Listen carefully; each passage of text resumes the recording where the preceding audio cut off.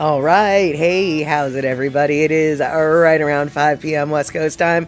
I'm going to call it 2 p.m. Hawaii time, 8 p.m. on that there East Coast, and 7 p.m. for our Central Time folk. I am Mad Statter. This is Chatter with Statter. And we were almost Map Statter today because I didn't log out of last night's stream settings. And so I went and started the show, and lo and behold, we were not in the right place. We were at the right time, but not in the right place. So, unlike last stream, where I actually started on time and finished on time, last chat stream that is, I don't think we're going to do that. I don't think we're going to do that today. I don't think we're going to do that today at all. No. Today, we're going to do whatever it is we going to do today. There we have it. So, looks like we've got Terry in Scotland coming in with a rating party of 3, I think. Let me make sure. Yes, rating party of 3.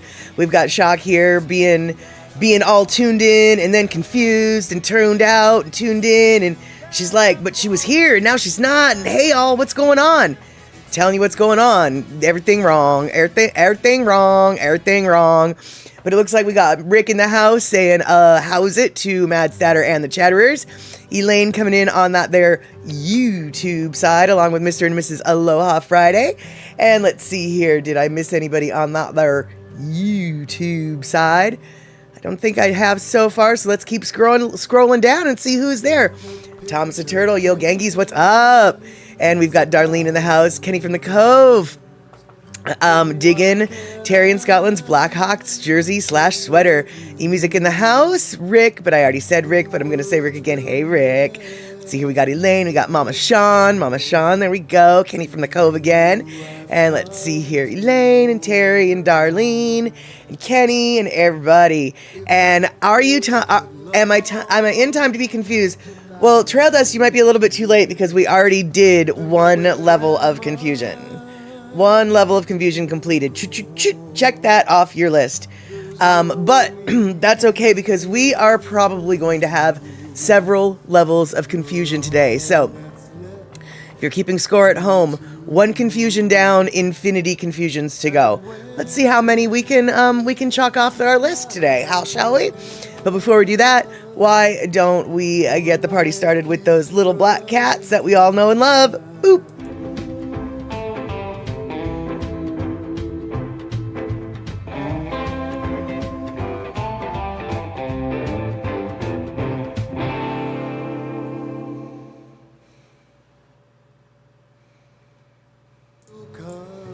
All right, there you have it, Rabbit. So, for those of you who were with us last night, we got to watch an Eddie Murphy movie called Coming to America. And if you remember correctly, you'll know that I was in a very annoyed mood yesterday. I have since changed my mood a little bit. You know why? Because I'm on the drugs right now. That's right. I am on the drugs. I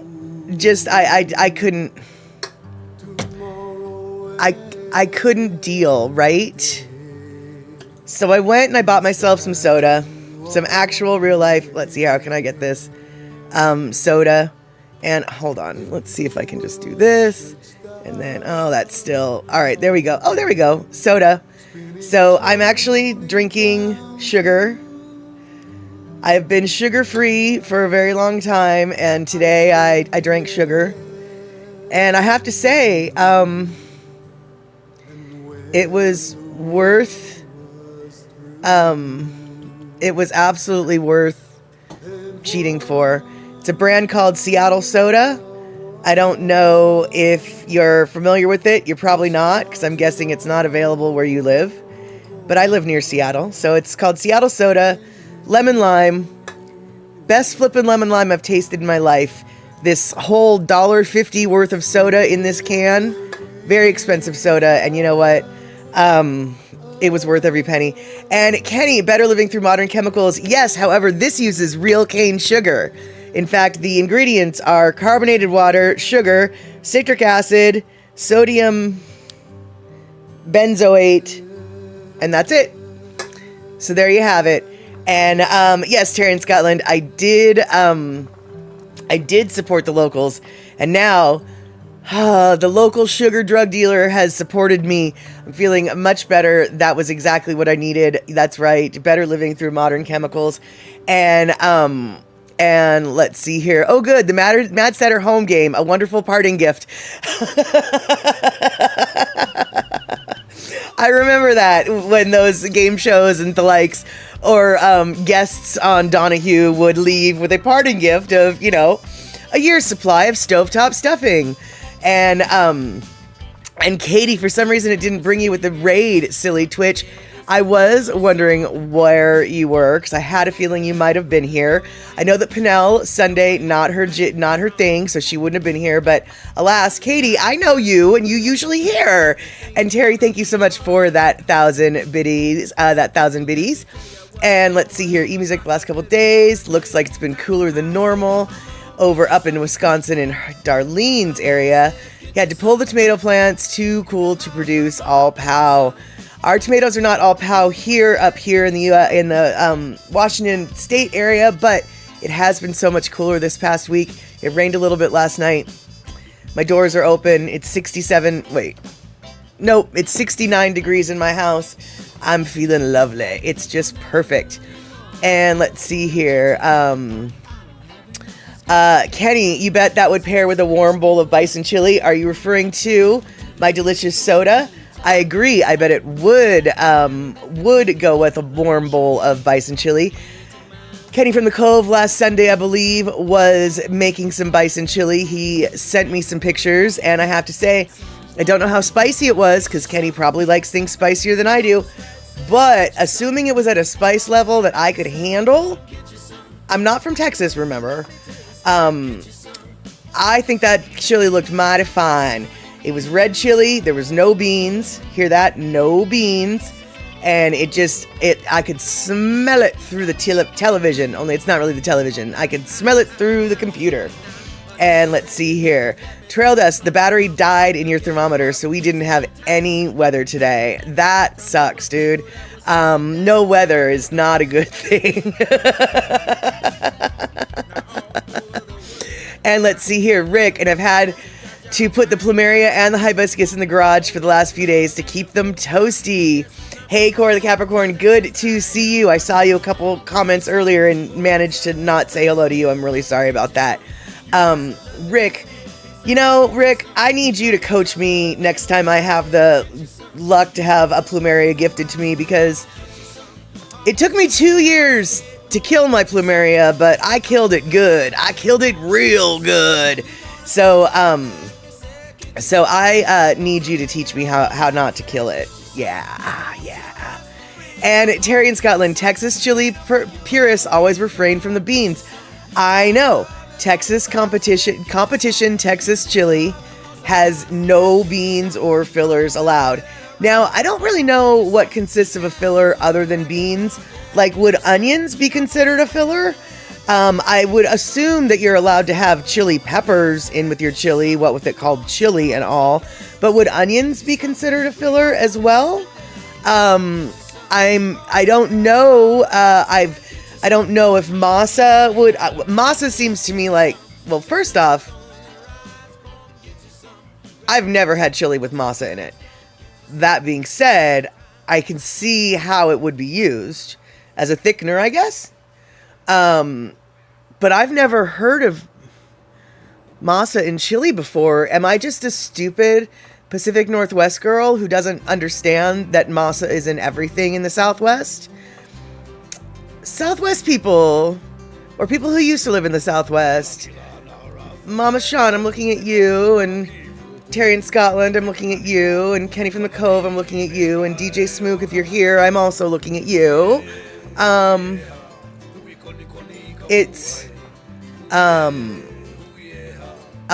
Hold on, wait. Eres de la Masa is what they tell you.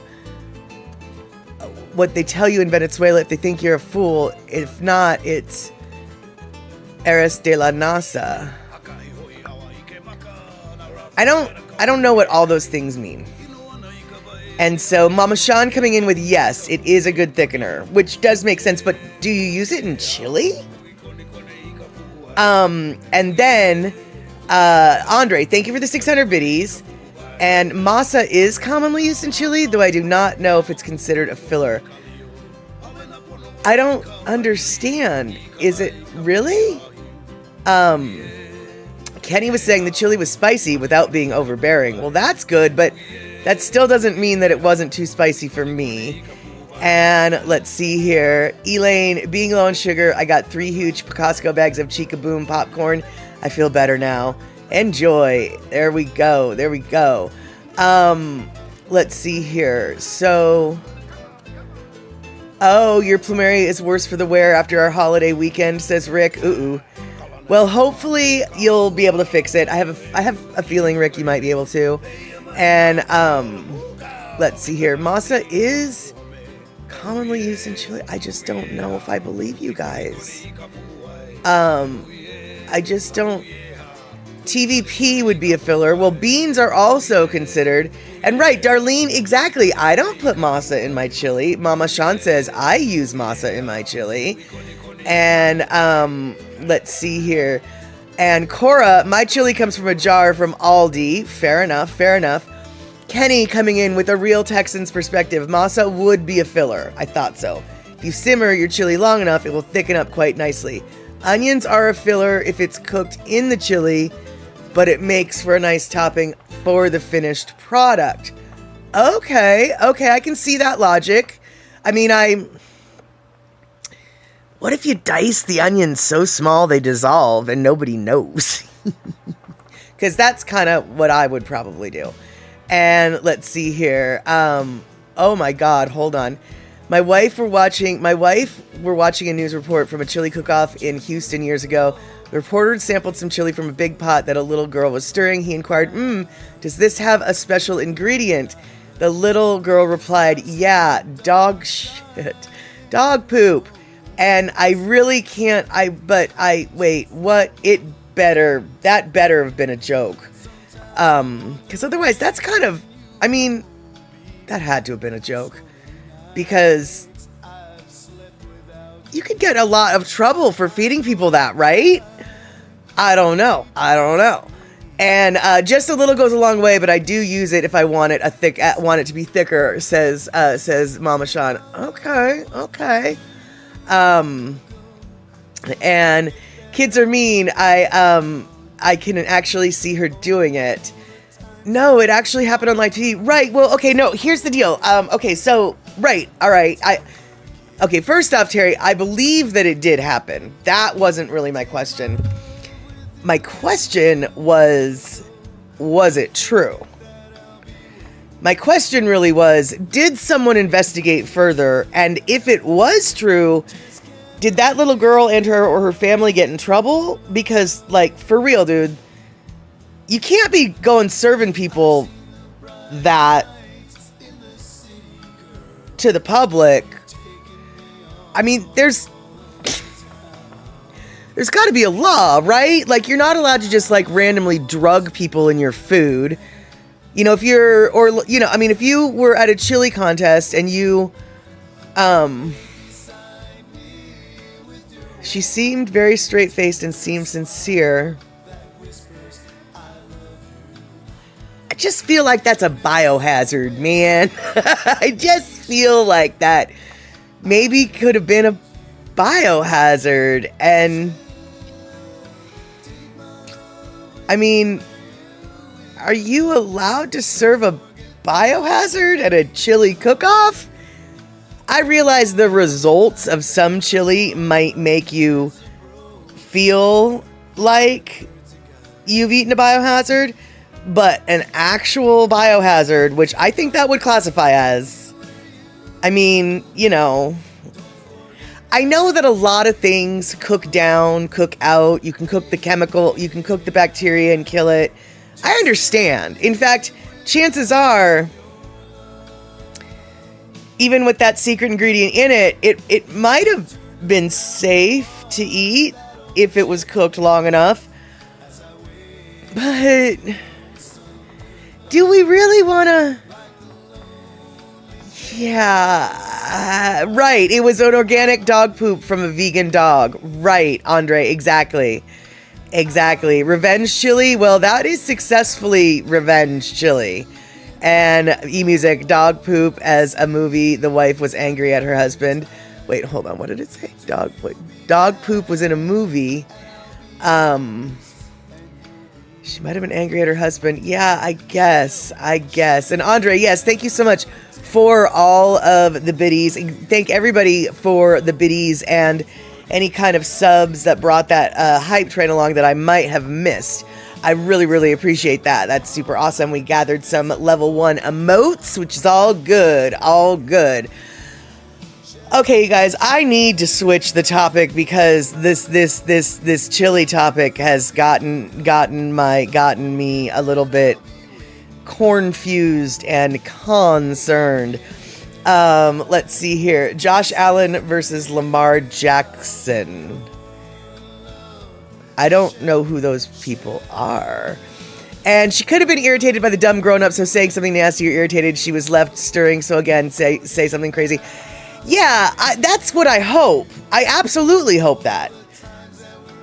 But I still want to know if anyone investigated.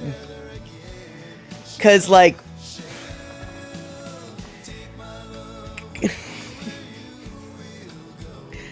Because what if she was telling the truth, y'all? What if she was telling the truth and a bunch of people got sick from it? I mean, like, you know, this is the kind of, you know, people can get litigious. I just have to wonder, that's all. And Kenny, you've said this before, and you will, I'm sure, say it again. That Houston chili competition doesn't really mean anything. A blind dog with a stick in its mouth could win there. The competition in Terlingua, that place, is the one you want to win if you want to be considered legit. Fair enough. And thank you, Terry in Scotland, for that 1,000 biddies. And yeah, actually, good question. Have you ever entered a chili competition, Kenny? And if you have, where did you win it? And he'll be like, I won the Houston one. And it's like, wait, man, didn't you just... No, just joshing with you, my friend. And yeah, I guess we will probably never know, says Mama Sean. And all I know is I was not there. I did not get sick. I did not eat it. So all is good. But you know what else is good? Because we are talking about food. That's right, we are talking about food. You know what else is really good, y'all? These. I like hash browns. I love hash browns. And you can defart the beans with baking soda.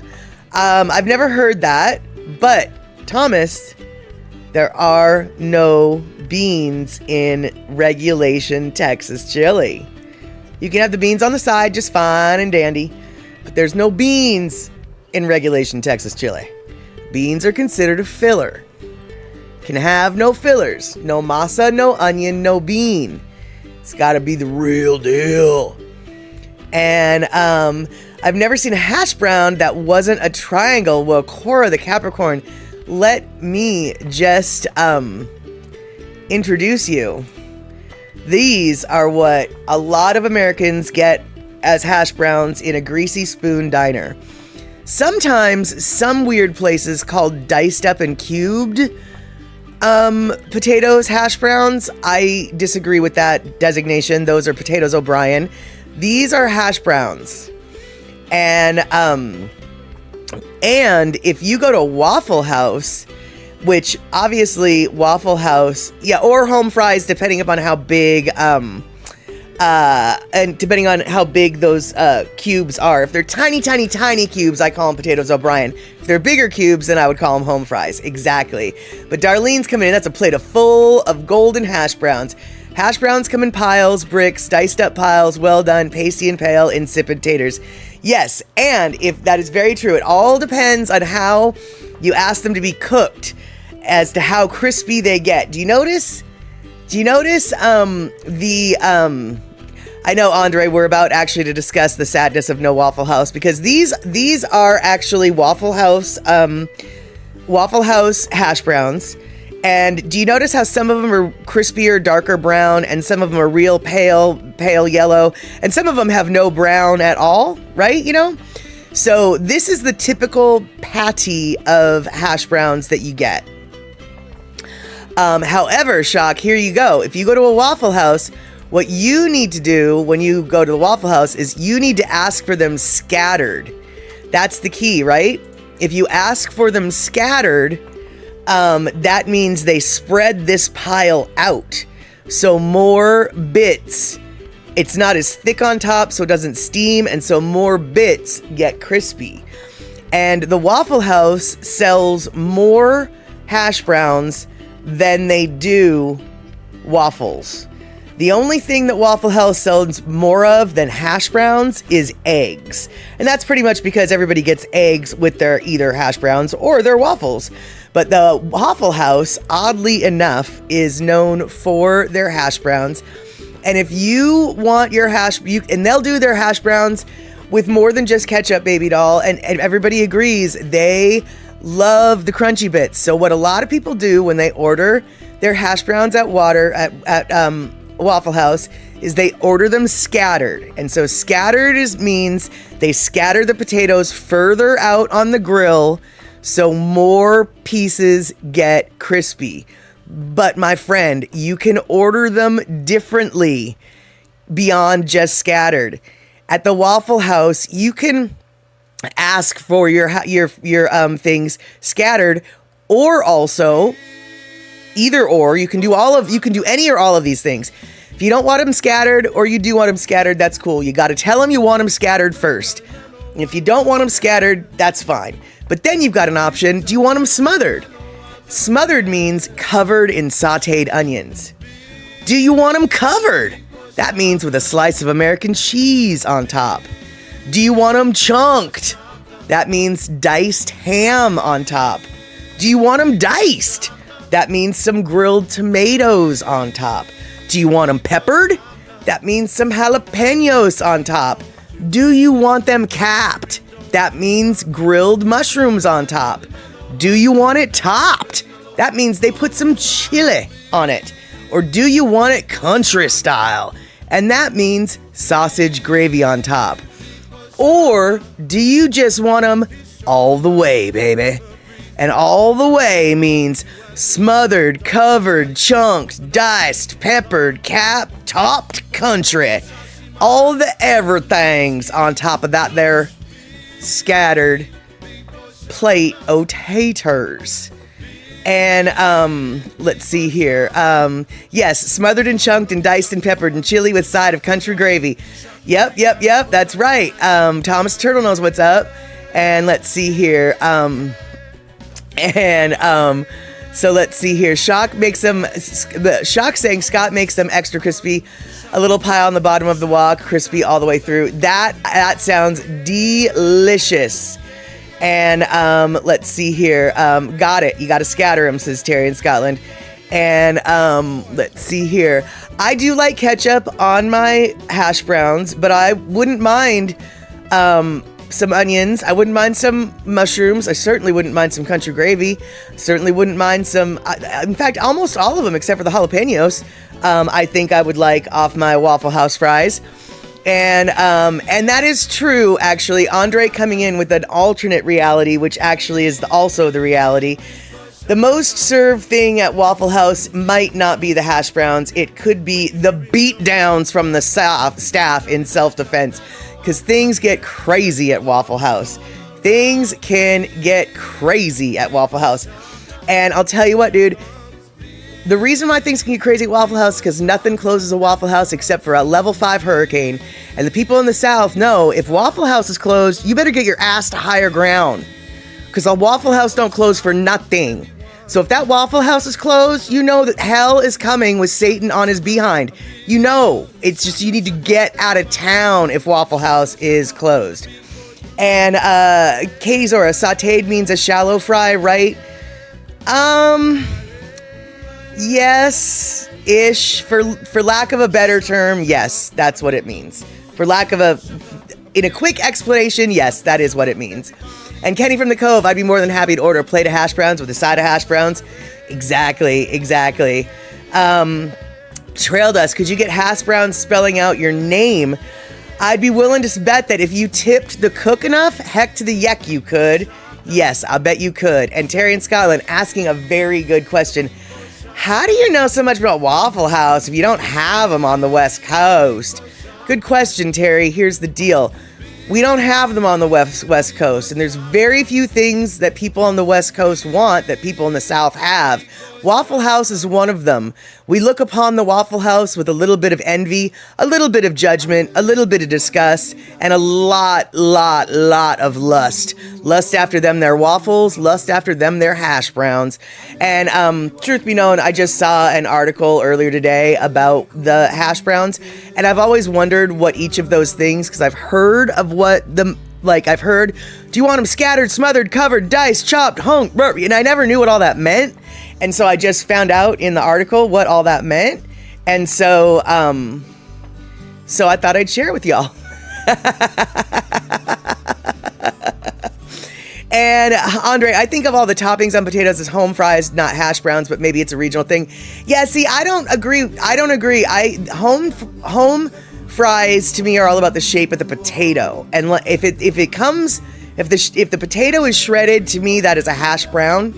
But I do think that, yeah, everybody's got a little bit of a different name of what that dish really is. And Terry and Scotland, I'll have a chicken fried steak with a pile of mashed taters smothered in red eye gravy. Okay, that sounds probably good too. I've never had red eye gravy, but the mashed taters with the chicken fried steak sounds delicious. Cora the Capricorn, is a hash brown a side or a main meal to you guys? It is a side dish. It's generally, well, I mean, first off, yes and no.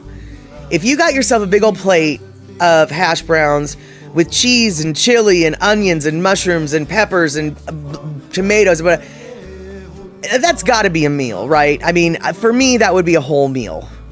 But generally speaking, no, hash browns are considered a side dish to a breakfast. They're generally, you got 2 eggs, 2 slices of bacon, and a side of hash browns with some toast. That would be a big old typical American style, one of a typical American style breakfast. So hash brown generally is a side, but some people eat a whole lot. And so, it could... even that big pile with all the stuff could be considered a side. But if I was eating a plate of hash browns that had chili and cheese and onions and mushrooms and bears and tigers and lions and elephants and all the things, I would just eat that as my breakfast. I wouldn't have that as a side. And Thomas the Turtle, I don't even know why you're asking Heinz or Hunt's. I mean, I guess we could get to this argument. But, it's Heinz all the way, baby. Heinz, why are we even? And let's see here. Okay, yeah, we would just have a one little triangle on a full English. Yeah, but Cora, let me ask you, now, when you get that triangle of hash browns, do they deep fry them? Or do they deep fry them? Because in the United States, we have little hash brown patties at like all the fast food restaurants for a breakfast side, and they deep fry them, and they're delicious. Don't get me wrong, they're good. They're just not the same as this. Yeah, you chuck them in the fryer. Okay, yeah, and those little things are phenomenal. But they're not quite the same as this. This can give you more crisp. And Darlene accepted some of these breakfast places, she says, about hash browns. They give you so many hash browns, it could be considered a meal in of itself. And let's see here, Andre, they have something in France that is made of shredded potatoes, but they make it into a kind of cake with toppings. Okay.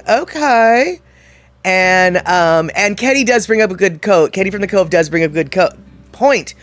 Are hash browns a main or a side? Depends on how close it is to payday. And Thomas the Turtle. We used to go to a baked potato buffet at Ramstein Air Base. Start with a baked potato as big as your shoe, then start piling on everything you can think of. That is actually, Thomas, I think that's kind of a common UK thing. They call a baked potato a jacket, and you can order like so many things in a jacket. I'll have some beans in a jacket. I'll have other stuff in a jacket. Terry, Cora, what are some things that all y'all eat with a jacket? Let's see here. Yes, and Kenny from the Cove also brings up a really good point. Waffle House is like eating a full meal at a UFC or MMA event. It's food, entertainment, and sports, all for one low price. That is exactly true. Because it's just its own thing. And let's see here. What is going on? What's the name of the West Coast chain famous for the breakfast? We used to go to one in Sacramento. It starts with a D, I think. Yeah, Denny's. And I don't think it's just a West Coast chain. I think Denny's is across the United States. But then again, I bet you a lot of people on the East Coast think that Howard Johnson's restaurants are across the United States, and they're not. So, yeah. Then there is the latke, which is totally the same yet different and delicious.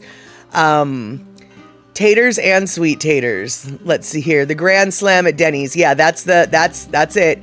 So cheesy bean and tuna is popular where I work. We put chili and curry and almost anything wet with cheese on the potato.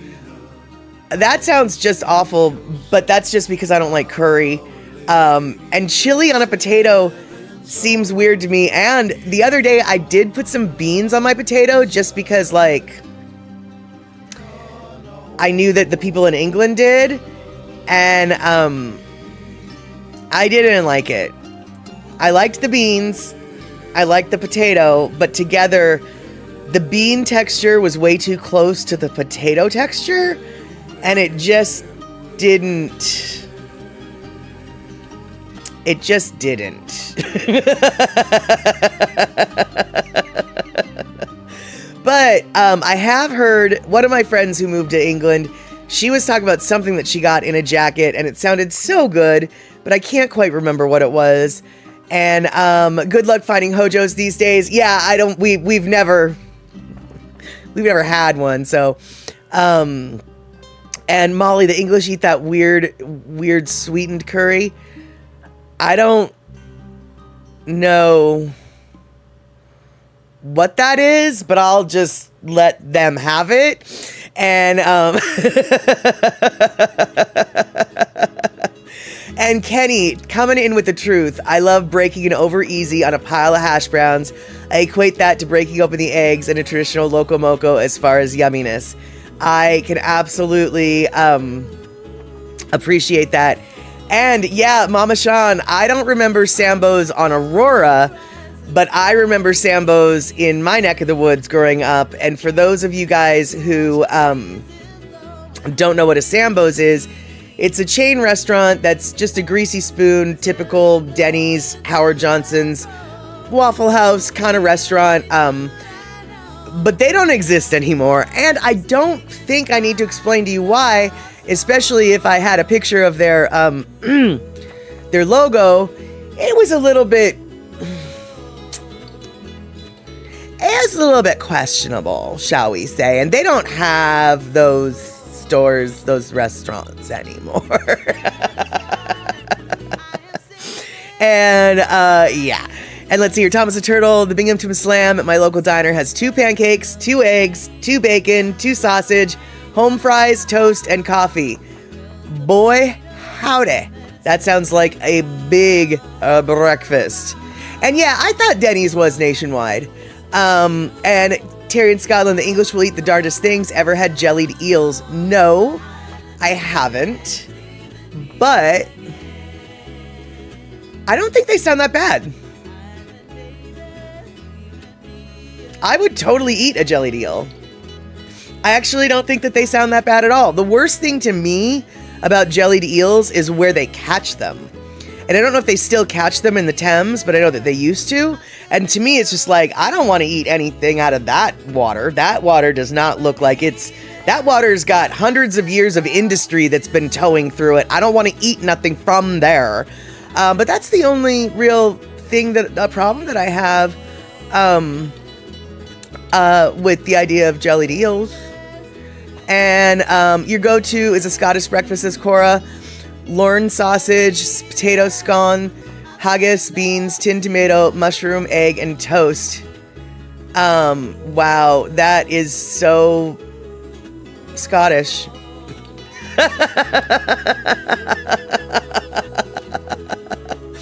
And let's see here. Mama Sean, you actually had a stuffed tiger and Sambo and the pancake book? All right, back in the day. And Kenny from the Cove, Denny's in America is more widespread than the Sky. Yeah, I didn't think it was just a West Coast thing. And Andre coming in, and that's true. No, not all Sambo's locations became Denny's. Absolutely not. That I can tell you just from the one in my town. It just closed. It just closed. And then I think some local family bought the restaurant and created, like Svensson's Breakfast Hut or something. It wasn't. In the town where the Sambo's was, it's a Norwegian town, hence the Svenssons. But anyway, as Andre said, no, not all Sambo's locations became Denny's. Sambo's, a chain restaurant, went bankrupt in the early 80s, and Denny's acquired some of the remaining location and converted them to Denny's restaurants. While many people have a memory of a specific Sambo's location becoming a Denny's, Denny's did not acquire the entire Sambo's chain, and there was no direct business connection between the two companies. And you've been trying to show me, well, Terry, where have you been trying to show me the chain link breakfast? I've got breakfast on the mind. Terry says he's been trying to show me a chain link bracelet, not breakfast. And I wanted to know why I haven't seen the breakfast. No, where have you been trying to show it to me? I haven't seen it. And yes, Terry, Matt's episode 7 is still waiting for me. I've been meaning to grab that from you. Super apologies for not getting on that one. And let's see here. It's way better, says Cora, the Scottish breakfast, than bacon and black pudding. First off, the bacon, I beg to differ. I enjoy bacon, even the English version of bacon. But the black puds, yeah, sign me up. Don't sign me up, as it were. I don't need none of that. And okay, wow, Thomas the Turtle coming in with some mind-blowing stuff. Sambo's went bankrupt in 81, except for one restaurant in Santa Barbara that finally changed its name to Chad's in 2020. That couldn't be funnier, actually, dude. Please go from what Sambo's was to like the whitest name we can think of, Chad.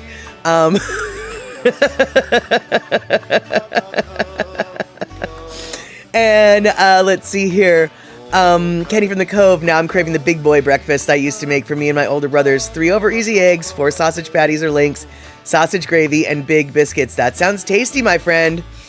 And Thomas the Turtle. Yeah, Cracker Barrel has been having difficulties lately because they completely ruined what they were. Have you seen? I don't even care about the Cracker Barrel logo fiasco. Have you seen what they've done to the restaurants? That's to me where they lost it. I mean, who cares if the old cracker isn't sitting next to his barrel on the logo? Although, really, why are you taking the old cracker away from his barrel? And I realize that's not what the logo was supposed to be. It's just supposed to be an old man by a Cracker Barrel. But let's face it, he was a white dude. He was a cracker sitting next to a barrel. Cracker Barrel, it's funny. But moving that guy off of that was nothing. Taking away all of their kitsch, all of their country home down bric-a-brac, all of their souvenirs and just making it like, yeah, here's where you sit and eat. That is absolutely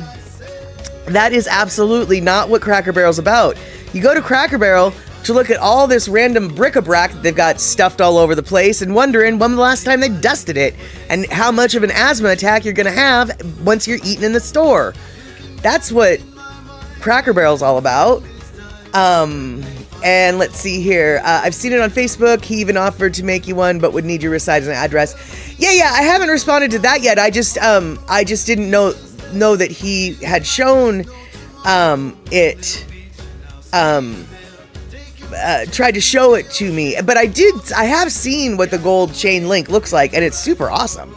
And you know what, E-Music, you do bring up a good point. Chad is also a place in Africa. That is true. That is 1000% true, but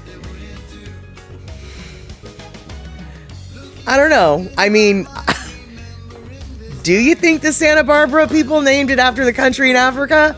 Or do you think they named it after a white dude named Chad? I don't know. My brain just goes to a white dude named Chad.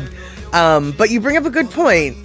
Considering what Sambo's was, maybe they just tried to confuse us and go with that route. And Chad was the owner of the last Sambo's. Okay, yeah, all right, yeah, and I'll bet you he was a dude that was white. And Andre, Cracker Barrel is not a place I ever wanted to go to, even though I don't think we have any around here. Yeah, I'm not gonna lie, dude, none of my black friends ever have looked forward to going to Cracker Barrel. It is absolutely 100% their last choice if they have to make a choice. And I do have a black friend actually who did go to Cracker Barrel, and she was pretty much, after her experience there, she definitely didn't ever want to go there again. Yeah, didn't ever want to go there again. And Kenny from the Cove, they wanted to take the cracker away from his barrel, just like Land O'Lakes took the indigenous person from the land. And now there's a Caucasian history lesson for you. Well, I don't really think, I don't know. And let's see here. Why would anyone want to hang out in a place with a lot of crackers gathered around a barrel? Well, I'll tell you right now, Terry, if you've ever been to a Cracker Barrel, that's pretty much... that is pretty much exactly what Cracker Barrel restaurant was all about.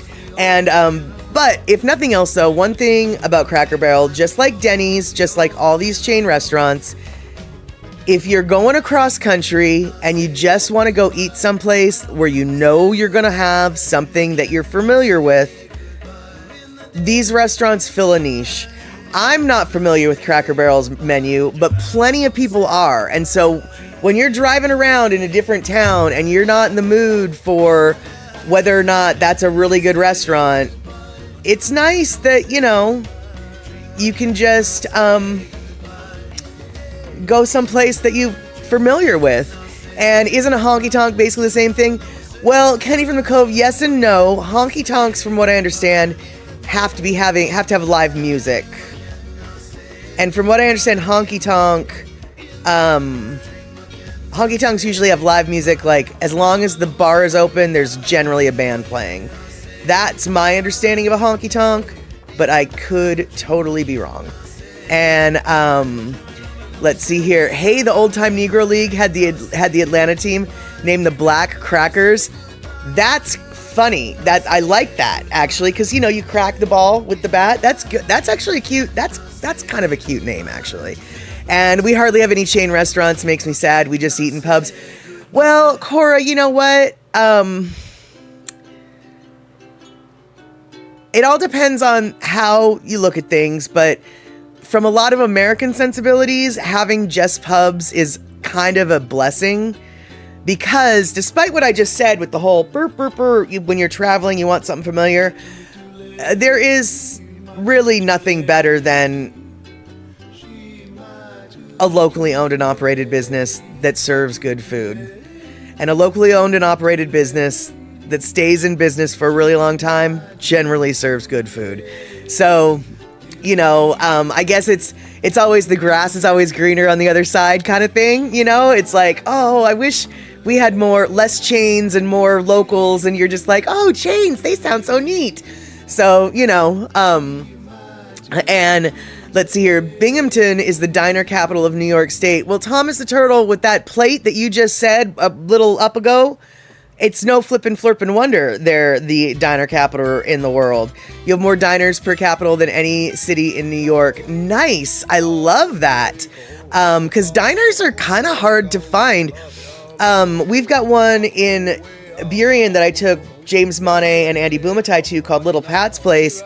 But the owner there is he's about 80 trillion years old. And luckily he's Asian, so he can handle it. But he's about to die, and I don't think anybody's going to take it over when he's done. Trust me, there's been a lot of talk amongst the locals and the regulars about who's going to take it over, and it doesn't look like nobody's is going to be taken over. So, yeah, one less diner on the block, and I don't know who was it, Terry in Scotland. Applebee's, well regarded. Sure, why not? They're everywhere, so someone must like them. Applebee's, you can find an Applebee's in any strip mall, city, town. Sure, Applebee's is good enough for somebody. I ain't never been to one but once, and I ain't never going there again. It's just Applebee's and Chili's, TGI Fridays, Tony Roma's rib joint. All of their food is microwaved. It's pre-made in a bag. They dump it on your plate. They microwave it. It's gross. It's gross. It's gross. But plenty people love it. Mostly because it's pretty affordable. So there you go. And let's see here. And we are way past our Lona listening break time. So I know that. But I wanted to know from Shock, really, Williamsburg is the pancake capital of the world. How does one happen to have that? That is so weird. And Kenny from the Cove, honky tonk, have to have live music. Have to have music, but it doesn't have to be live. I should know. I did way, way too much honky tonk research in my younger days. All of it in person. Oh, okay. Good to know. Good to know. And Thomas the Turtle, Texas Roadhouse and Outback are my chain faves. I would choose Texas Roadhouse and Outback way over an Applebee's, TGI Fridays, blah, blah, blah, blah, blah. Any day. And Kenny from the Cove, Applebee's is perfectly adequate. Their food is almost lifelike.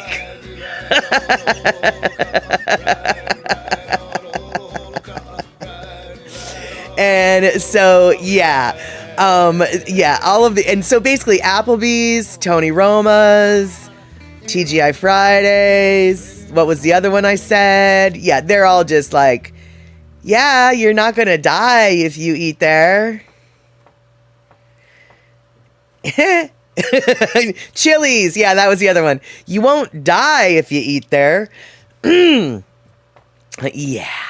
And eMusic, you're lucky we don't have any well-known restaurants in this city. Good for you. That is handy, handy, dandy. That means you've got the locally owned and operated stuff. All right, so let's see here. Cora coming in, your town is a mix. There's one pub that gets everything from the butchers, but where I work, everything but the eggs are frozen. Even our bacon comes half cooked.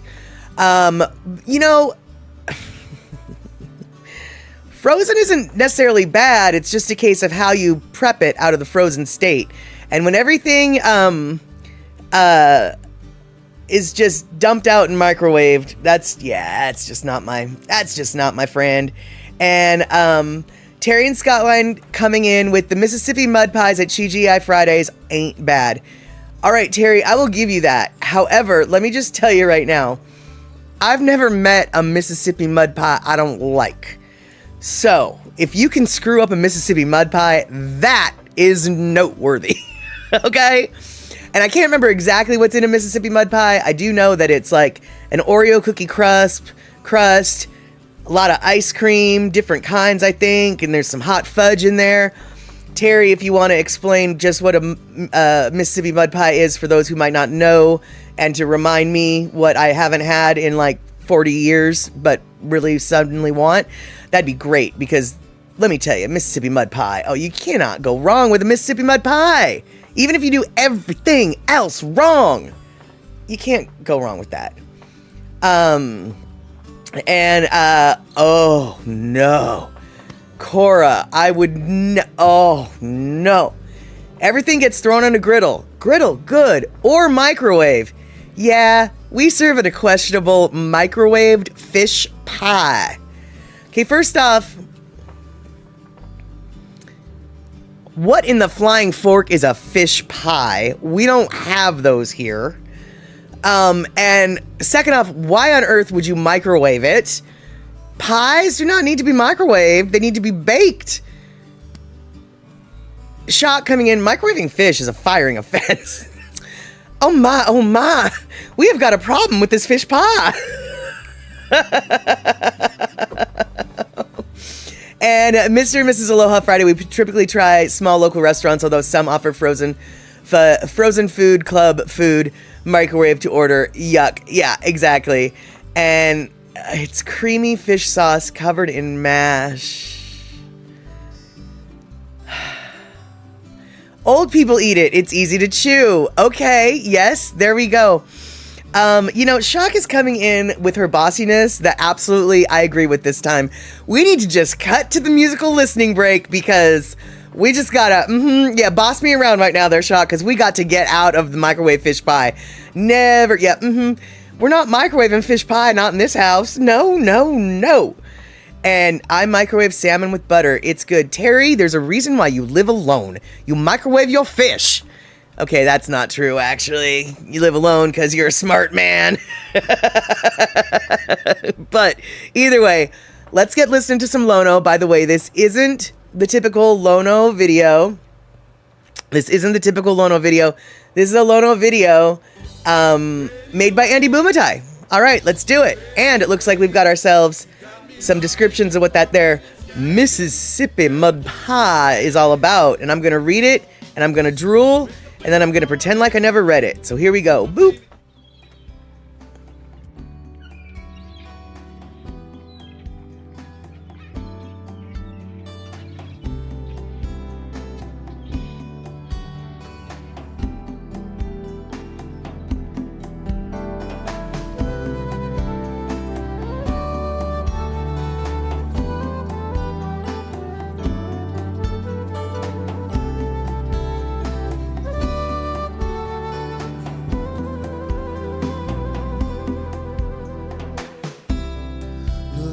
The sandy beaches stretched across the southern shoreline. Look at the blue, blue water. Look at the clouds rolling by. Look at the island off in the distance. I look there too.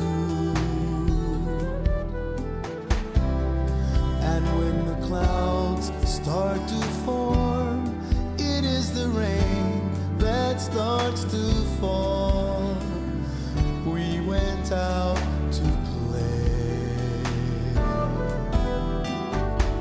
upon the shorelines. We would run and run into the dawning of our days in the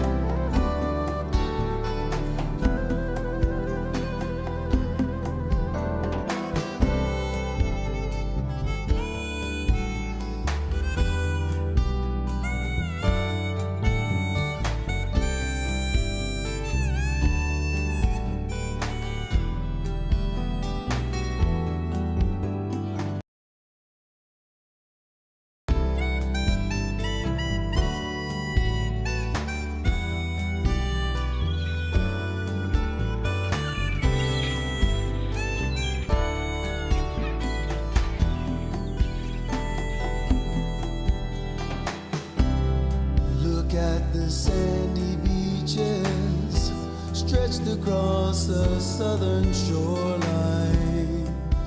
Look at the blue, blue water. Look at the clouds rolling by. Look at the island off in the distance. I look there too.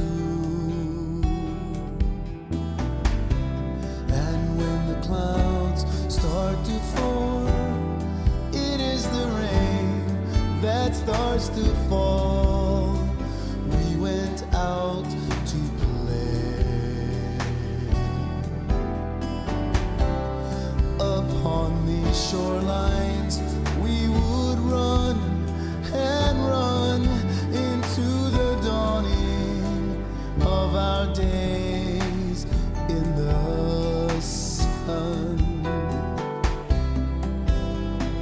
of our days in the sun, of our days in the sun, of our days in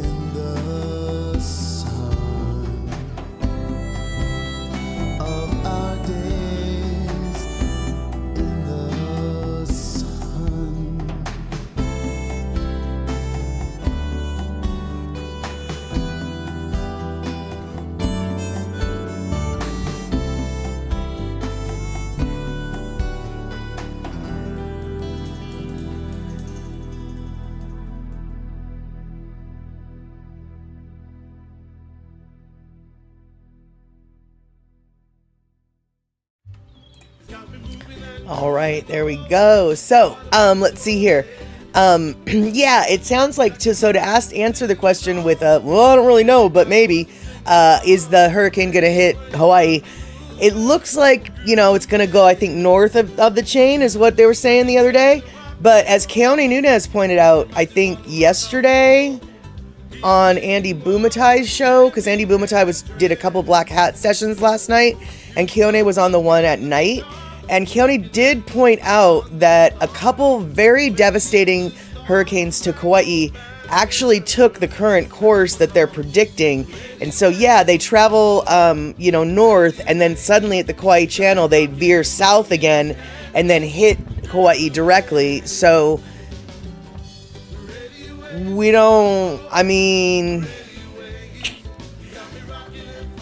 no, it's not meant to if it stays straight, but on that path, they don't always stay straight. So it's still kind of a hit or miss, I think. It's something that I think nobody's gonna turn their back on. Yeah, I think the Kauai, I think that we're gonna have to watch the entire trajectory before we know whether or not anybody's safe in that island chain. And let's see here. Kenny from the Cove bragging, in the next 2 to 3 weeks, I'm going to make another batch of chili. If you want, I can grab an extra box of that spice mix I use and mail it to you. It has the recipe I use in the back of the spice box. By the way, it's pronounced Terlingua. Terlingua. Oh, I would never have said it that way. You know what, Kenny? I would really enjoy a box of that spice mix, because I'll tell you what, I've tried making my own little chili spice mixes when I make my chili, and they're good, but I don't know what I'm doing. So, a box of chili mix, I'll cheat and make cheater chili with the box of mix, because it'll probably taste better than what I've done. So, so that'd be awesome. It does. I agree, Andre. It does look like it's the tongue of the earth, or the earth tongue is what that says to me, but I don't know enough about Spanish to know nothing. And let's see here.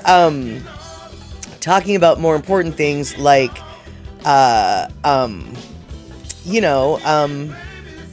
Mississippi mud pie. Thomas the Turtle, Oreos and butter for the crust, a brownie, chocolate pudding, Cool Whip, and cocoa powder is Mississippi mud pie. That's the kind that I've had, but I also feel like the one that I had a little bit of coffee ice cream somehow in it. But yeah, that sounds like exactly the Mississippi mud pie that I used to have. And Thomas, the secret ingredient in my chili is Heinz ketchup. Actually, the secret ingredient in a lot of Chinese food is Heinz ketchup. And let's see here. Oh, Kenny coming in with the box chili. That stuff takes you from 0 to Ono in swift time. Excellent, excellent. And coffee ice cream is goated. Coffee ice cream is just delicious. I love coffee ice cream. And, Terry is asking Kenny if he's talking about Wolf Brand 2-alarm chili. Well, is Wolf Brand like a pre-made seasoning mix of what to make your own chili? Or is Wolf Brand its pre-made chili? Because what Kenny's got, I saw the box. It's just a box of spices that you have to add your own meat and chicken broth and no beans to. I probably will add an onion though, even if I'm not supposed to. And Andre, my great grandmother loved coffee ice cream. Your great grandmother had excellent taste. And so Terry, it is. Oh yes, it's a box of spices. Terry's saying that the Wolf stuff is spices pre-measured. Got it. Okay, I thought Wolf was like in a can. And let's see here. Do you think I can get a big cheap tub of vanilla ice cream and just mix in instant coffee?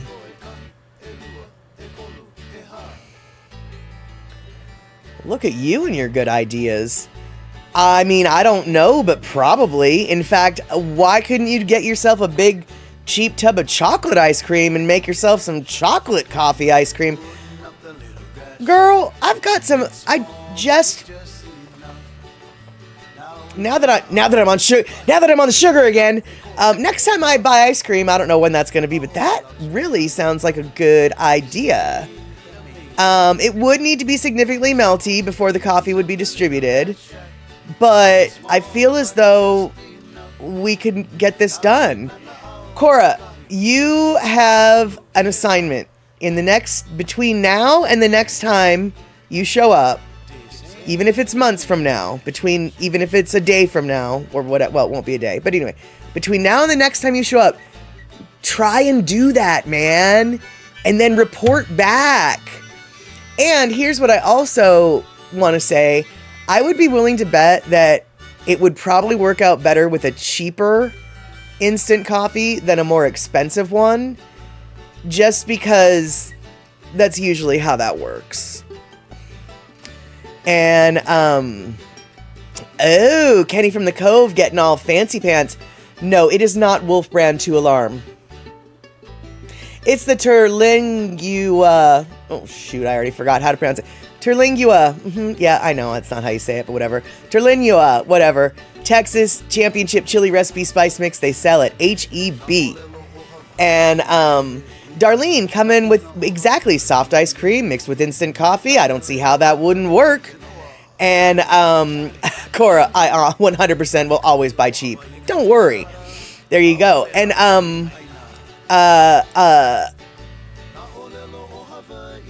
you also some instant coffees come with creamer mixed in. And so I wonder, because that's the one that I've got. I wonder if you get an instant coffee that has creamer and sugar mixed in, if it could make it even sweeter or something. I feel like, God, I don't even like ice cream, and I want to go try this. I'll be bouncing off the walls with sugar and caffeine. I can't wait. Honestly, Cora, I can't wait either. Oh, I did say it right. Yay! Kenny's proud of me. I will never say it right again. Not to be mean, but because I forget. And Terry, I put some Nesquik strawberry in my cold Scottish oats. Not bad. Dude, that sounds awful because strawberry Nesquik is gross, but everybody in the world likes it. And that seems brilliant. Like, what a good idea. I wonder if the chocolate Nesquik would do well in the oats. Because I love me some oats. Just not but I just don't like the strawberry milk. I'm the only person in the world that doesn't like it. I get it. So that's a really good idea. And if you ever use it in your oats, I won't steal your oats, I promise. Now, if you use the chocolate, I might. And I wouldn't use any mixed in creamer. Those are hydrogenated fats, and I can't see them mixing well. Okay. And Nesquik, it's got the squick built right in. I don't know what the squick is, but it sure doesn't sound very good.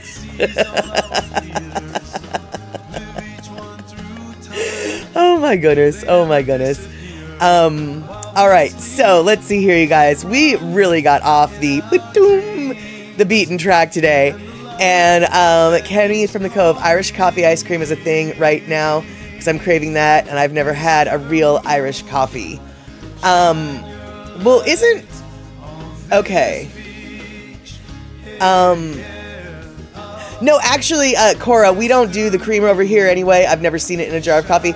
I have only seen it in the little instant packs. Like, I've never actually seen creamer and coffee in one coffee jar. But when it comes to, like, little instant packs, I've seen them before. Which is what I've got, actually, in my, my drawer. And, okay, you got those there, too. All right. And let's see here. Yeah, and then Andre's saying, yeah, they have those little packets of instant coffee powder. You can also get them sweetened sometimes. Exactly, that's what I'm talking about. And so let's see here. The number one thing I miss over here is Grandma's molasses. A tablespoon of it in a tall glass of milk makes West Indian milkshakes to die for. Whoa, wait. Okay, now I'm confused. What is a West Indian? I know. What is a West Indian? And why can't you get molasses? That just doesn't make sense to me. eMusic, see you later. And hey, Kenny, you need to come to San Francisco and go to Buena Vista Cafe, the birthplace of the Irish coffee. Wait, okay, hold on. What is Irish coffee? I thought Irish coffee was just coffee with Irish whiskey and maybe some cream. What is... I'm confused. I have a, let's see here, Thomas saying I have Pepper Belly Pete's cookbook, his Zippy Zap sauce, and some wash your sister sauce and garlic. That sounds good. Let's see here. Actually, I was letting on that I associated it with the first type of person at my first ISP. Okay, so hold on. What's going on here? Bushmills. Okay, Verity. Bushmills, heavy cream, hot black coffee. That's what I thought. Yeah, and or if not Bushmills, Jameson. Oh, okay, and so here we go. Thomas the Turtle says it's coffee and Bailey's. Bailey's Irish cream. Okay, but Rick coming with what Wiki says, Irish coffee is a caffeinated alcoholic drink consisting of both Irish whiskey, hot coffee, and sugar, which has been stirred and topped with cream. Okay. Molasses can't be had here. It's all treacle. Molasses comes from sorghum. Treacle comes from sugarcane. Treacle is golden syrup, right? Oh, God, I hate that stuff. Okay, whiskey, coffee, and sugar. Irish coffee. Yeah. So, you know, I mean, you can make one yourself. And Mr. and Mrs. Aloha Friday, that's okay. It's real late, your neck of the woods, for your... And it is a work night, so I'm just glad that you're here, and I hope that you're giggling a little bit with this random chat that we are having here. And Kenny from the Cove, all of the Irish coffees that I have ever seen served in bars are served with hot coffee. Absolutely. I don't know what Andre's talking about with that Irish coffee at the Buena Vista, because I refuse to believe that the Buena Vista invented Irish coffee. Irish coffee has been around since before coffee stands have been around. They make reference to Irish coffee in MASH, for God's sake. So, I was always under the impression that it was coffee, hot coffee, with some kind of Irish whiskey in it. And let's see here. Irish coffee was created by Chef Joe Sheridan in 1943 at the Flying Boat Terminal in Ireland to warm passengers stranded by bad weather. He combined hot coffee, Irish whiskey, sugar, and a floating layer of cream. A decade later, Stanton Delaplane introduced the drink to the Buena Vista Cafe in San Francisco, where it became a sensation and a worldwide phenomenon. Okay, yeah. So it wasn't necessarily invented, but it was popularized. And doesn't Buena Vista Cafe have their own brand of coffee, Andre? Or am I getting that confused with a different can? And never drink a whole bottle of warm Baileys. Just trust me. Oh, honey, I would trust you because first off, like Thomas the Turtle just said, I like Baileys on ice. So there's no warm Baileys. I don't drink warm milk. I don't drink warm Baileys. And at Terry in Scotland, we have a Sheridan's Irish coffee here as an alternative to Baileys. It comes in 2 bottles, welded together with cream on one side and coffee on the other. Oh, wow. Trippy. And let's see here. Kenny, Andre threatening Kenny with a good time. There we go. And then, or hot chocolate and peppermint schnapps with whipped cream. That sounds absolutely disgusting because I don't like chocolate and mint, but if I did, that sounds absolutely delicious. But I don't like mint and chocolate. I'm a weirdo like that. And but it does in theory sound delicious, except for I know I would not like it, but it still sounds delicious. Ooh, you know what I might like though? Is there like some kind of a cinnamon liqueur? Little cinnamon liqueur with my hot chocolate? Well, now that sounds like something that'd be right up my alley. And Terry in Scotland, some hardcore folks, yeah, we'll just call them hardcore alcoholics, enjoy Baileys on their breakfast cereal. Calms the jitters, they say. Yeah, I think that's what's known as easing the shakes. What a lovely, lovely way to explain to your grandchildren that you have a severe drinking problem and that you can't go one meal without a bit of a tipple. I had a nap on my driveway last time I drank Bailey's, says Cora. Oh, yes, that warm milk in your belly just puts you to sleep. It was the warm cream, not the booze, that put you to sleep, right? The warm cream, that's what put you to sleep, right? Not the booze, just the warm cream.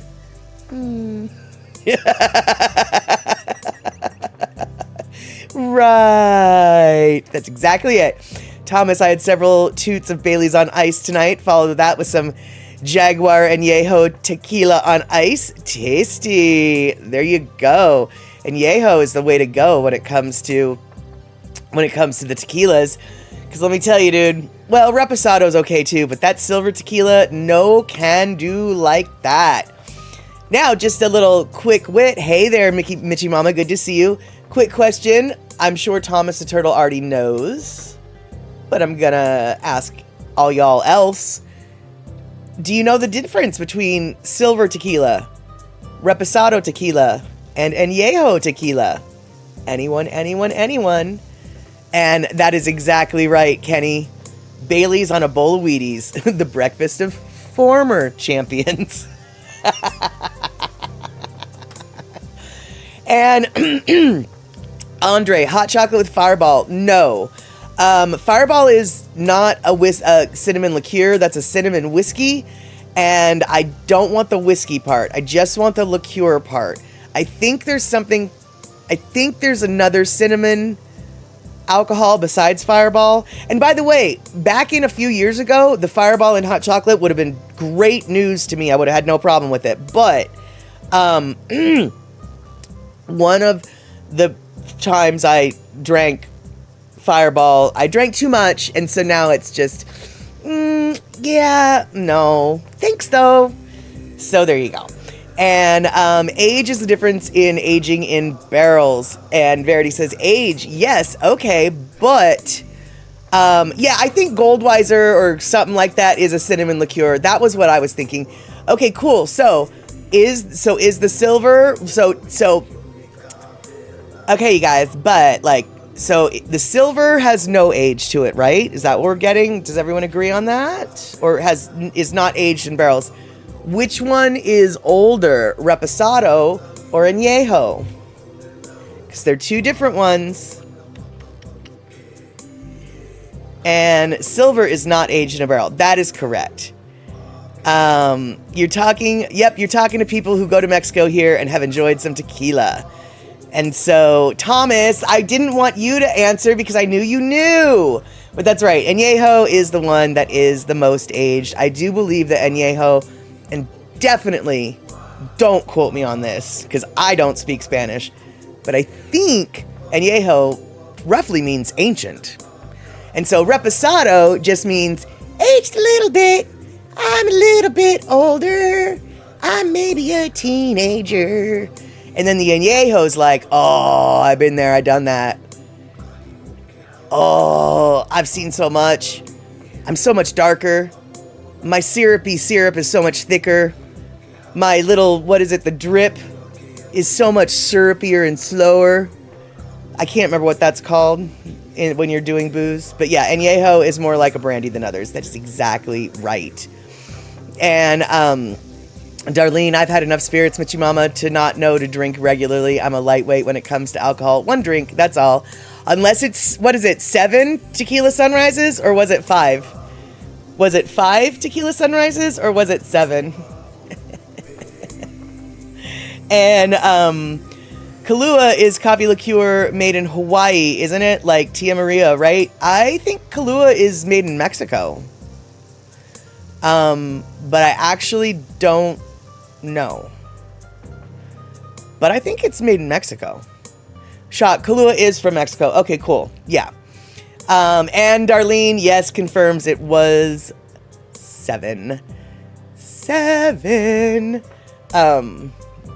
Yeah, 7. And Kahlua is Mexican, says Andre. Kahlua is Mexican, says Thomas the Turtle.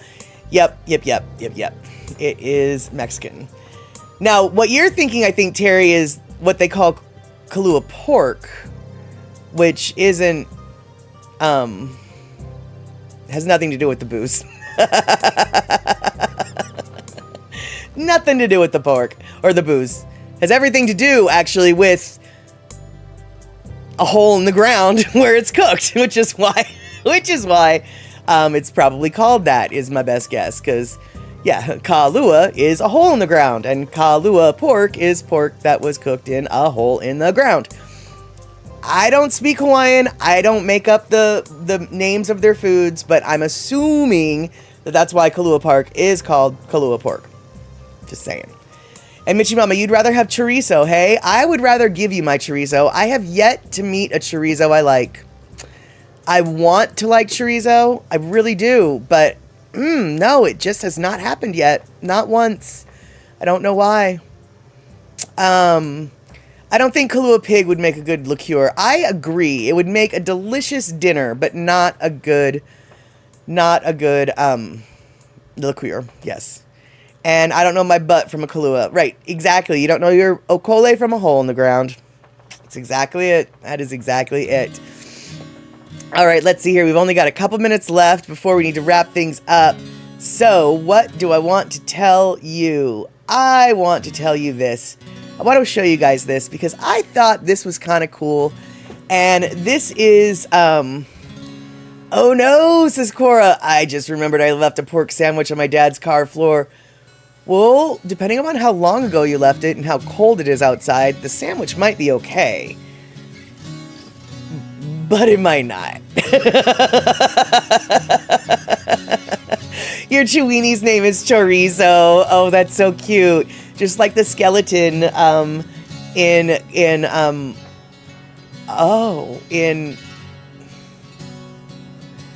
that movie I like. Coco. Just like the skeleton in Coco, the dad skeleton that died, they named him Chorizo. And this morning, but it was on sale with today's date. Well, as long as it's in a cold car, I think you should probably be good. And it is better than a microwave fish plate. Absolutely, Rick. Absolutely. And yes, Kahlua is the emu pork. And what is an emu but, well, a hole in the ground. So,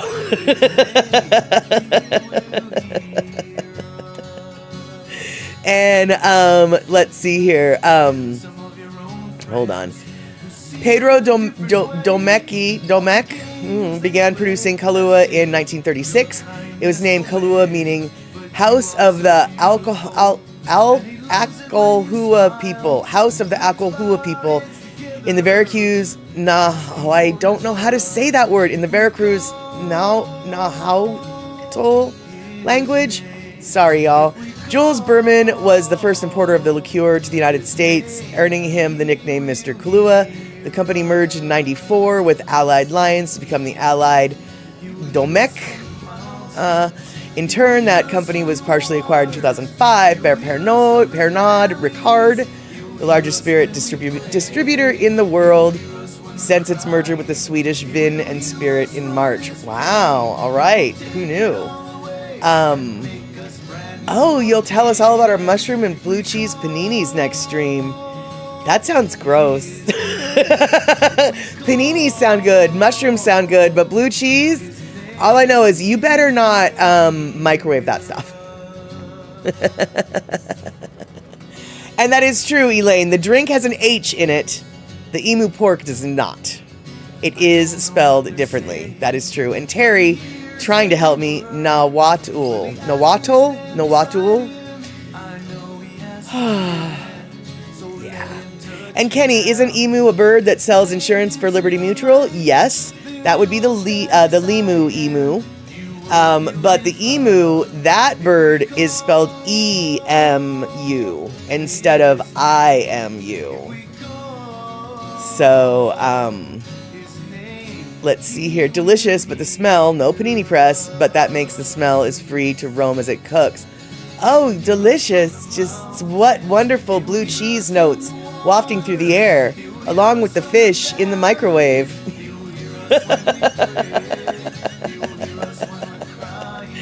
Oh, yes, it sounds delightful. A lemur emu is a seaweed-covered bird. No, that would be an L-I-M-U-E-M-U. And you're right, it would be a seaweed-covered bird. All right, you guys, we're getting silly now. And now we don't have any time for this old-time tech that I was going to show you. But I don't care, I'm going to show you again. So this is this weird thing. No, you know what? I'm going to wait. I'm not going to tell you now. Forget it. Forget it. I'm not going to tell you. And let's see here. The emu is a Hawaiian fire pit for roasting of pork. It makes yummy pork. That is true. And some emus are big enough for long pork. Oh, wait. What was your ridiculousness? I didn't see your ridiculous. Did I? Oh, isn't emu a bird who said... Sorry.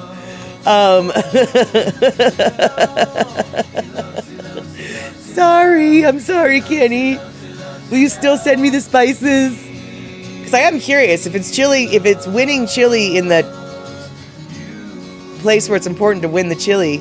I am very curious what it tastes like. And I'm fully expecting it to taste way too spicy for my tongue. You think that it's not too spicy. I'd be willing to bet that I will, but I'll survive. I'm trying to oomph my spice taste, my spice level up. All right, so we've got the 2-minute warning, which really is 2 minutes on my clock, so that's good. Pussycat's not here for the 2-minute warning, so Shock is just coming on in. 2-minute warning. All right, so I want to thank you guys for hanging out. I can tell you quite honestly that we didn't talk about anything I had planned on talking about today. I had the hash brown thing on as like sort of a last minute blah, blah, blah. And, well, we had a lot to say about hash browns, y'all. We had a lot to talk about when it came to those taters, which absolutely does not surprise me one bit. So yes, I did get a late start, which means we're not technically at the hour and a half, but we are technically 1 minute to the bottom of the hour. And so, Darlene coming in, I'm curious what actual spices are in that spice mix. If, Kenny sends you some, see if you can see what spices are in it. Oh, honey bunches, I will take a picture of it and we will figure it out. And that's true. We didn't just talk about hash browns. We talked about chili and dog poop.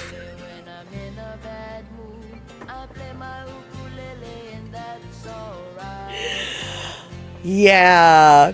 And Thomas coming in. Hold up. All right, you guys. I know we are at the bottom of the hour, and I know I'm supposed to stop. But Thomas, you just posted something I can't just, let fly. You got a bag of salt potatoes. What are those? I'm assuming they're not potato chips that are salted. What is a salt potato? I'm very curious about that because I like potatoes and I like salt and I like bags.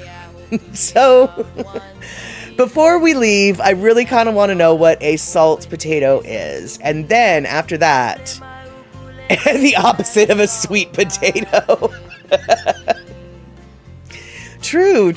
They have bitter melon after all. And they have sweet melon. Why can't we have sweet potato and salt potato? Let's see here. Oh, okay, wait. They aren't revealing about the spice blend in. Yeah, all right. Well, we'll do what we can. And you have bitter melon. I know you do. And I just don't understand why you have it because bitter melon is just so gross. And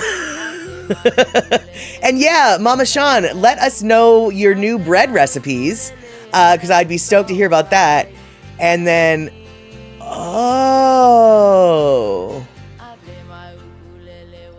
So a bag of small potatoes boiled in a bag of salt.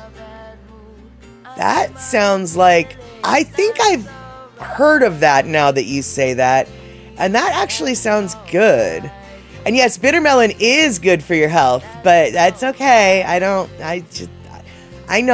And I try to eat it every time it's given to me. I try to eat it, but it just doesn't happen. And Mama Sean, a raspberry focaccia?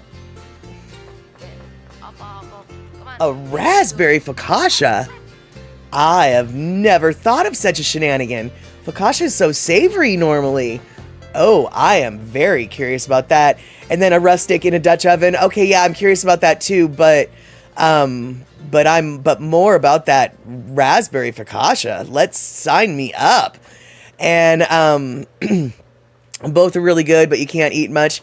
Fair enough. But let's see if you can make them taste as good if you bake them, because you got the recipes, right? All right. So, you think you have Indian bitter melon, not Chinese? I could be wrong. Didn't know there was a difference, but I do know that the bitter melon that I saw in your garden basket looks an awful lot like the bitter melon that I see at the Chinese grocery stores that I go to. Doesn't mean that they don't have Indian bitter melon. I don't know nothing. Yeah, okay, and then after you boil the salt potatoes, you pour off the salt water and toss in a stick of butter. Ain't nothing wrong with that. Salty, buttery, little potatoes. Yes. And on that note, 3 minutes late, we're going to end on salty, buttery, boiled potatoes as opposed to chili and the other thing. All right, there we go. Thanks so much for hanging out this weekend, both last night and tonight. Hopefully we'll see each other on Tuesday for Andy Boomatai's Daily Pigeon Show. But if we don't, hopefully we'll see each other on Wednesday, 5 p.m. West Coast time, and we'll have chatter, and we'll see where it scatters. All right.